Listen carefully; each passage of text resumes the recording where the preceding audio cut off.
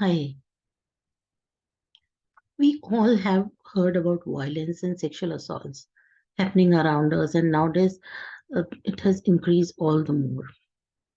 There are various myths about sexual assault, and I think that are the part of the reason sexual assaults happen because of such myths. People are reluctant to talk about their experience and seek help. One is only attractive young women are sexually assaulted. It is a myth. The fact is that nobody is immune to sexual assault. Women and men, children and seniors, people with disabilities, people who have been sexually assaulted or sexually abused are found in every city, small towns or villages, everywhere, in every culture and demographic segment of our society. The vast majority of victims are women and girls. Another myth is that sexual assaults only occur in dark, isolated places. No, the fact is that more than half of all sexual assaults happen in survivor's own home or within 1.6 kilometer of it. Research suggests that another 20% of sexual assaults happen in the home of a friend, neighbor, or relative. This is quite scary. It's only sexual assault if someone has physical injuries or was threatened with a weapon. Again, this is a myth. The fact is, sexual assault is any sexual activity without consent, regardless of whether or not there are injuries present or if a weapon was used. Another common myth is it is impossible for women to sexually assault men. No. The fact is, women can sexually assault men.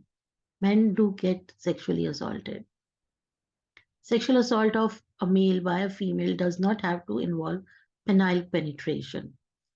It is not uncommon for males to experience involuntary erections during sexual assault. An erection is a normal physical response and does not automatically mean that the male is sexually aroused or is giving consent. A male survivor may have feelings of confusion and guilt about his physical response, and they may be less inclined to report the crime. Males are only assaulted by gay men. Again, a myth. Fact is, same gender assault, male to male or female to female, can also occur. Sexual assault is about exerting power and control, regardless of gender or sexual orientation. The vast majority of male offenders who sexually abuse or assault other men identify themselves as heterosexuals. Some offenders may target males because it gives them a greater feeling of dominance, power, or control. Then, if sexual assault is not reported to the police right away, nothing can be done. People think so. Do you think this is a myth? The fact is, sexual assault can be reported to the police at any time. It is never too late to report a sexual assault. Whatever is needed to feel safe and heal is for each individual to decide. If you choose to seek medical attention, keep in mind that there is a 72-hour window in which one can collect DNA. And if you want to keep the evidence at this point, don't bathe or change your clothes. If you choose to report the crime to the police, you may do so whenever you want. Remember that there is no one size fits all method for healing. It takes time and is unique process for each survivor.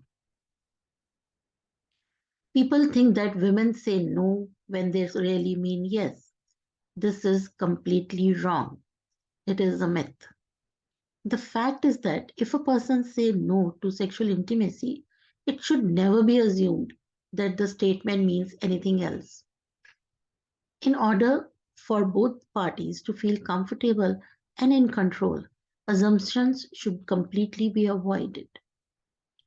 A person may feel he or she is getting mixed messages but that is not an excuse for him or her to commit the sexual assault. If someone says no and the offender continues to pressure them into any sexual activity, the offender is committing a crime, committing an assault. Once a person starts to engage in sexual activity, he or she cannot change his or her mind. Again, a myth. The fact is that everyone has right to have control over what happens to his or her body. People can choose with whom, when, and how any activity takes place. No matter how deep the level of intimacy, even if the couple is actively engaged in sex, either person has the right to change his or her mind and stop the activity anytime, also in between the activity. Again, it is assumed that if a person who commits assault is drunk or high, they cannot be charged with sexual assault. No, this is again completely wrong. The fact is, offenders are responsible for their actions, regardless of whether they are under the influence of drugs or alcohol. Being intoxicated is not an excuse for criminal behavior and is not an acceptable defense. Then, when assault occurs, it is usually committed by a stranger. It is assumed that it is a myth. The fact is, in most cases, the offender is known to the survivor. The offender can be an employee, friend, spouse, relative, neighbor, a boyfriend, or a girlfriend. A report shows that only 18% of reported assaults involve strangers. So now I think such myths must be shattered and you must be clear about what a sexual assault is. So beware of such offenders and protect yourself. Be safe.